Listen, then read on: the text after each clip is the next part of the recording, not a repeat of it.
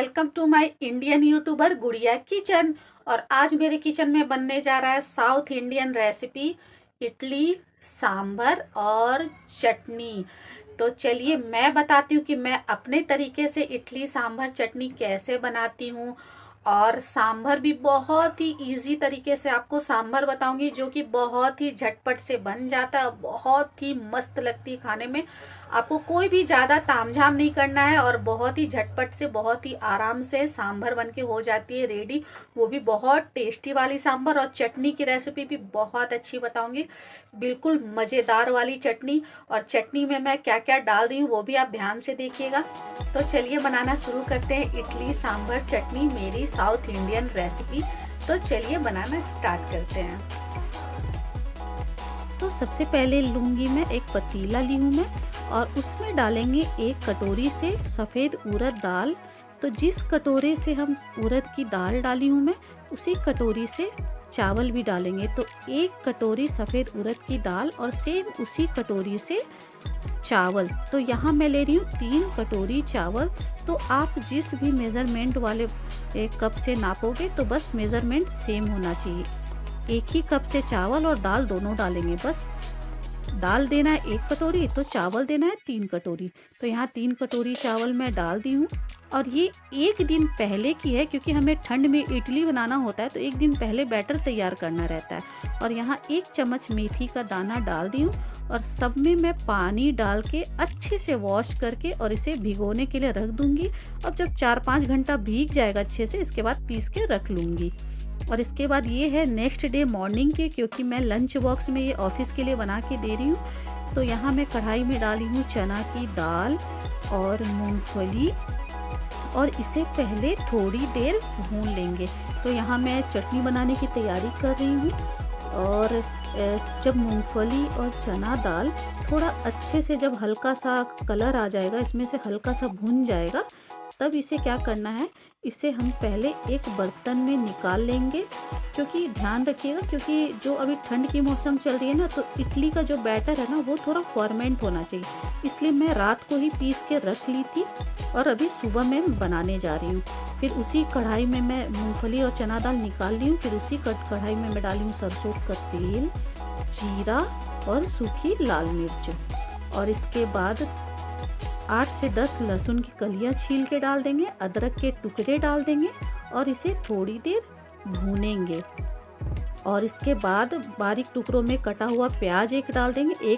यहाँ पे मैं एक बड़े से साइज़ का प्याज ली हूँ, उसको बड़े बड़े टुकड़ों में काट के डाल दी हूँ। और फिर पतले पतले स्लाइस में कटा हुआ नारियल, ये नारियल की गड़ी सूखी वाली जो नारियल होती है, उसके मैं पतले पतले कटिंग में काट के डाल दी हूँ। फिर इसमें डालेंगे कढ़ी पत्ता और सबको अच्छे से साथ में भून लेंगे। अब भून लेने के बाद एक बर्तन में मैं ली हूँ पानी, और पानी में मैं चना दाल, मूंगफली और यहाँ जो मैं प्याज नारियल वगैरह भून के रखी हूँ वो भी इसमें डाल देंगे। और इसे करीब 15 मिनट के लिए छोड़ देंगे, थोड़ा सा भिगो के रखने के लिए। इससे क्या होगी ना, आपकी चटनी भी बहुत अच्छी बनेगी और ये जो नारियल है ना वो थोड़ा अच्छे से फूल जाएगा। तो चलिए जब तक वो फूल रहा है तब तक सांभर बनाने की तैयारी करते हैं। तो यहाँ मैं ली हूँ एक कुकर, और कुकर में डाल रही हूँ मैं एक करछी ली हूँ, करछी से 2 करछी दाल। और इसके बाद उसमें डालेंगे पानी और स्वाद के अनुसार डालेंगे नमक और थोड़ा सा हल्दी का पाउडर। और बहुत ही आसान से झटपट से ये सांभर बन जाती है। क्योंकि ये अभी सुबह का टाइम है तो मैं लंच बॉक्स बना रही हूँ, तो ये मैं लंच बॉक्स के लिए सारी तैयारी कर रही हूँ। और इसके बाद थोड़ा सा तेल डाल देंगे और इसे अच्छे से पहले मिला लेंगे। और मिला लेने के बाद इसे थोड़ा अच्छे से गर्म होने देंगे। जब तक ये अच्छे से गर्म नहीं हो जाता उससे पहले आप कुकर का ढक्कन बिल्कुल भी नहीं लगाइए। फिर जब ये गर्म हो जाएगा फिर कुकर का ढक्कन लगा के छोड़ दीजिएगा। ये देखिए रात में मैं बैटर पीस के रख ली थी, ये अभी सुबह का टाइम है। ये देखिए बैटर मेरी कितनी अच्छी स्मूथ बनी है। तो इसलिए ठंड के टाइम में जब भी आप इडली बनाओ ना, तो रात को बैटर पीस के रख लो और सुबह बनाओ। इतनी अच्छी ये बैटर फर्मेंट हो जाती है, इडली भी बिल्कुल सॉफ्ट स्पंजी बनती है। और अब क्या कर रही हूँ मैं, इसे एक बार अच्छे से फेंट लूँगी। बिल्कुल हाथों को स्पीड में मिलाते हुए इसे अच्छे से मिक्स कर लीजिएगा ताकि ये और भी हल्का हो जाए। इस तरह से करने से ना बिल्कुल सॉफ्ट और स्पंजी इडली बनती है, और आप थोड़ा थोड़ा बैटर डालोगे वो फूल के डबल साइज़ का इडली बन जाता है। इतनी अच्छी इडली बनती है। तो इसलिए ठंड में जब भी आप इडली बनाओ तो एक दिन पहले तैयारी करके रख लो। गर्मियों में तो आप सुबह पीस के रखो, शाम को बना सकते हो, कोई दिक्कत नहीं है। लेकिन ठंड में थोड़ा फर्मेंट होने में टाइम लगता है। लेकिन अगर आप चाहो तो इनो डाल के बना सकते हो, लेकिन जो नेचुरली जो फर्मेंट होके जो इडली बनती है ना, उसका टेस्ट बहुत अच्छा आता है। इनो वाली उतनी अच्छी नहीं लगती जितना आप नेचुरल तरीके से इसे फर्मेंट करके इडली बनाओगे। और यहाँ सांचे में हल्का हल्का मैं ऑयल ग्रीस कर दी हूँ ब्रश से, बिल्कुल हल्का हल्का सा ऑयल लगा देंगे ब्रश से। और इसके बाद बिल्कुल छोटी वाली करछी ले लेंगे, उससे थोड़ी थोड़ी बैटर डालेंगे, क्योंकि ये इडली का बैटर इतना अच्छे से फर्मेंट हो गया है कि ये फूल के सीधा डबल हो जाएगा। इसलिए थोड़ी थोड़ी डालिएगा, उसे फूलने के लिए भी जगह छोड़िएगा। तो इसी तरीके से थोड़ा थोड़ा बैटर सारे इडली स्टैंड में डाल देंगे, सांचे में। और इसके बाद इसे चढ़ा के और 10 मिनट के लिए पकने के लिए छोड़ देंगे। गैस को मीडियम फ्लेम पे रख के अच्छे से इडली को पकाइएगा। अच्छे से इडली स्टीम होगी तो वो बहुत अच्छी बनती है। ये हो गई रेडी। अब इसको मैं चढ़ा देती हूँ। तो इधर मेरी चटनी के लिए सारी चीज़ अच्छे से सोक हो गई है। तो अब मैं इसे पीस लेती हूँ। तो मिक्सी के जार में सारा कुछ एक साथ डाल देंगे। और इसके बाद ये देखिए थोड़ा थोड़ा मूंगफली या चना दाल फूल गया ना, तो इससे चटनी बहुत अच्छी बनेगी। इसके बाद इसमें डाल देंगे नमक, थोड़ा सा चीनी, क्योंकि थोड़ा सा खट्टा मीठा टाइप का जो चटनी बनता ना वो बहुत अच्छी बनती है, नारियल वाली चटनी। इसके बाद ये नारियल और चना दाल मूंगफली की चटनी है।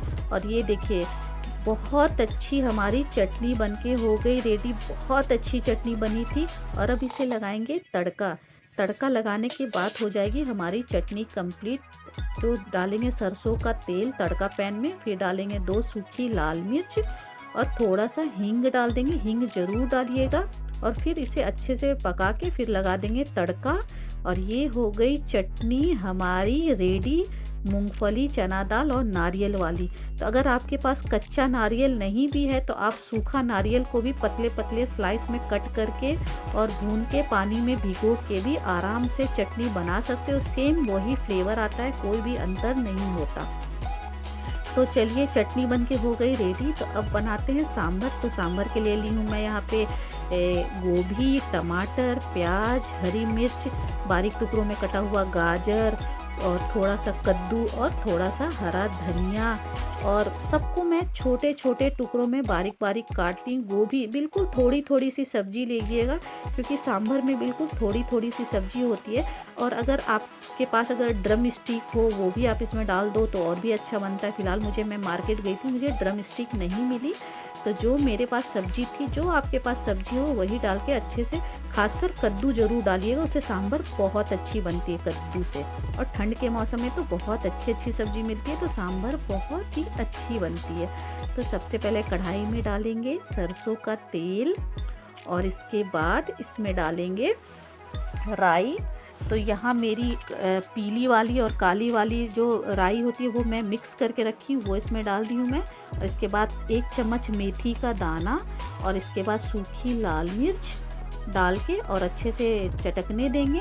और इसके बाद इसमें डालेंगे बारीक टुकड़ों में कटा हुआ प्याज और हरी मिर्च और अब इसे थोड़ी देर भून लेंगे। बहुत अच्छी ये सांभर बनती है, आप इस तरह से ज़रूर ट्राई करिएगा, बहुत अच्छी सांभर बनती है। और इसके बाद अब थोड़ी सी प्याज भून चुकी है तो अब इसमें कलर हल्का हल्का आ गया है, तो फिर इसमें डालेंगे पीसा हुआ अदरक लहसुन का पेस्ट। ये एक साथ अदरक लहसुन का पेस्ट मिला के पीस के रखी हूँ मैं, वो 1 चम्मच इसमें डाल देंगे और फिर इसे थोड़ी देर और भून लेंगे। और जब थोड़ी देर अच्छे से भून जाएगा, इसके बाद जो सारी सब्जियां काट के रखे थे, गोभी, इसके बाद गाजर, कद्दू, ये लाल वाली कद्दू है, क्योंकि सांभर हमेशा आप लाल वाली कद्दू से ही बनाइए तो उससे बहुत ही टेस्टी सांभर बनती है। तो ध्यान रखिएगा जब भी आप सांभर बनाओ तो लाल वाली कद्दू लेना, उससे सांभर बहुत टेस्टी बनती है। और इसके बाद गाजर और थोड़ा सा नमक डालेंगे ताकि सब्जियां अच्छे से पक भी जाए और गल भी जाए। और थोड़ा सा हल्दी, क्योंकि दाल में भी हल्दी डला है इसलिए थोड़ी सी हल्दी डालेंगे। और अब इसे भूनेंगे बिल्कुल अच्छे से। नमक भी इसमें डाल दी हूँ मैं, तो ये अब अच्छे से पक भी जाएगा और अच्छे से भून भी जाएगा। तो सब्जियों को बिल्कुल अच्छे से भून लीजिएगा, क्योंकि आप अच्छे से भूनोगे तो सांभर बहुत ही टेस्टी बनती है। और ये देखिए आधी सब्जी गल चुकी है, अच्छे से भुन गई है। तो अब यहाँ पे मैं दी हूँ 3 बड़े साइज का टमाटर बारीक टुकड़ों में कटा हुआ। तो यहाँ पे 3 बड़े साइज का आप टमाटर लीजिएगा। और इसके बाद अब क्या करेंगे, थोड़ा थोड़ा सा इसमें मसाला डालेंगे, ज़्यादा नहीं, थोड़ा थोड़ा। तो हल्की सी मैं दी हूँ लाल मिर्च, क्योंकि साबुत वाली भी मिर्च दी हूँ, हरी मिर्च भी दी हूँ, तो ज़्यादा तीखा हो जाए तो बच्चों को खाने में प्रॉब्लम होगी। और इसके बाद थोड़ा सा धनिया जीरा का पाउडर, बिल्कुल थोड़ा सा। और इसके बाद कढ़ी पत्ता, जो कि इसकी मेन इंग्रेडिएंट्स है। और इसके बाद अब इसे अच्छे से भूनेंगे। तो कढ़ी पत्ता थोड़ा ज़्यादा क्वांटिटी में डालिएगा, क्योंकि कढ़ी पत्ता का टेस्ट बहुत अच्छा आना चाहिए। और इसके बाद दाल को भी मैं 4-5 सीटी लगा के पका दी थी, तो दाल भी मेरी रेडी हो गई है। अब दाल को इसमें पलट देंगे और अब इसे अच्छे से मिक्स करके पकने देंगे। उससे पहले क्या करना है, एक मैशर ले लीजिएगा और मैशर से सारी सब्जियों को अच्छे से बिल्कुल मैश कर लीजिएगा। इससे क्या होगा कि आपकी सांभर बिल्कुल गाढ़ी भी बनेगी और सब्जियां जो है अच्छे से आपस में मिक्स हो जाएगी। वैसे तो ये भूनते भूनते आधी गल ही जाती है, लेकिन अगर आप मैशर से इसे मैश कर दोगे तो और भी अच्छी सांभर बनेगी। और इसके बाद ढक के मैं छोड़ दी थी सांभर को पकने के लिए 5 मिनट के लिए। 5 मिनट के बाद अब क्या करना है, ध्यान से देखिए। तो यहाँ मैं एक कटोरी ली हूँ और उसमें मैं यहाँ 2 बड़े चम्मच डाल रही हूँ सांभर मसाला।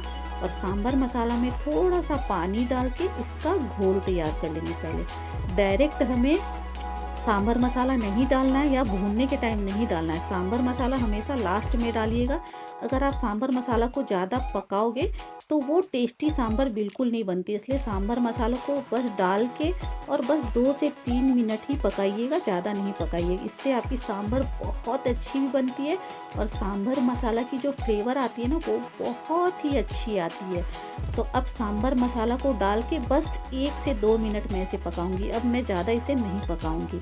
और इसके बाद 1 से 2 मिनट पकने के बाद फिर मैं देखिए यहाँ उबाल आने लगी है। तो अब यहाँ मैं डालूंगी पहले हरा धनिया। गैस को मैं कर दूंगी बंद और यहाँ मैं हरा धनिया डाल दी हूँ और मेरी सांभर भी हो गई रेडी। तो देखा कितने आसान तरीके से कितनी टेस्टी वाली सांभर बनके हो गई रेडी। और यहाँ मेरी इडली भी बनके हो गई है रेडी। तो ये देखिए कितनी बड़ी बड़ी साइज की इडली बनी है। तो इसलिए बोल रही थी ना मैं कि अगर आप नेचुरल तरीके से इडली का बैटर को फर्मेंट होने दोगे तो वो इडली बहुत अच्छी बनती है। बहुत लोग इनो डाल के झटपट से इडली बनाते हैं, मैं भी बनाती हूँ, पर वो टेस्ट नहीं आता जैसा कि आप नेचुरल तरीके से फर्मेंट करके बनाओ। और बहुत टेस्टी इडली बनी थी। ये देखिए कितनी सॉफ्ट इडली बनी है और बिल्कुल भी नहीं चिपका है। बिल्कुल आराम से मैं एक चम्मच, बड़े वाले चम्मच से निकाल रही हूँ और फटाक से ये निकल भी जा रहा है। और ये देखिए कितनी अच्छी इडली बनी है और साइज बिल्कुल डबल हो गया ना। तो बस यही करना आपको। गर्मियों में आपको ज़्यादा टाइम नहीं रखना है, लेकिन ठंडियों में, अगर आप सर्दियों में इडली वगैरह बनाते हो तो रात को पीस के रख लो। अगर सुबह आपको टिफ़िन में, लंच बॉक्स में बना के देना है तो रात को बैटर पीस के रख लो और सुबह बना लो झटपट ले इडली सांभर चटनी। और ये देखो आपको मैं तोड़ के दिखाती हूँ और पलट के, ये देखिए कितनी जालीदार मेरी इडली बनी है। बिल्कुल जालीदार, बहुत अच्छी इडली बनी थी। और इसे मैं आपको तोड़ के भी दिखा देती हूँ। ये देखिए अंदर से भी बिल्कुल जालीदार इडली है। तो ये इडली का मेन टेक्सचर होना चाहिए कि इडली हमेशा आपकी जालीदार और फूली फूली होनी चाहिए, जो आप मुंह में डालो और खाओ तो ऐसा लगे कि हाँ इडली खा रहे हैं। और चलिए मैं दिखाती हूँ कि यहाँ लंच बॉक्स में कर रही हूँ पैक ऑफिस ले जाने के लिए। तो यहाँ मैं ब्रेकफास्ट में दी हूँ चना। चना में थोड़ा एप्पल, किशमिश, नमक, धनिया, हरी मिर्च वगैरह डाल के। और यहाँ मैं दूसरे लंच बॉक्स में दी है तिल की लड्डू, जो कि मकर संक्रांति में बनी थी। और इसके बाद सांभर और ये चटनी और इसके बाद इडली। तो ये हो गई मेरी ऑफिस ले जाने के लिए लंच बॉक्स रेडी। तो फटाफट से लंच बॉक्स मैं कर दूंगी पैक। और आप लोग बताइएगा मेरा ये lunch box idea, lunch box recipe आप लोग को कैसी लगी। तो आप लोग भी इसी तरीके से ब्रेकफास्ट में या फिर टिफ़िन में इडली सांभर चटनी झटपट से बना के दीजिए। बहुत यम्मी और हेल्दी वाली लंच बॉक्स हो गई रेडी।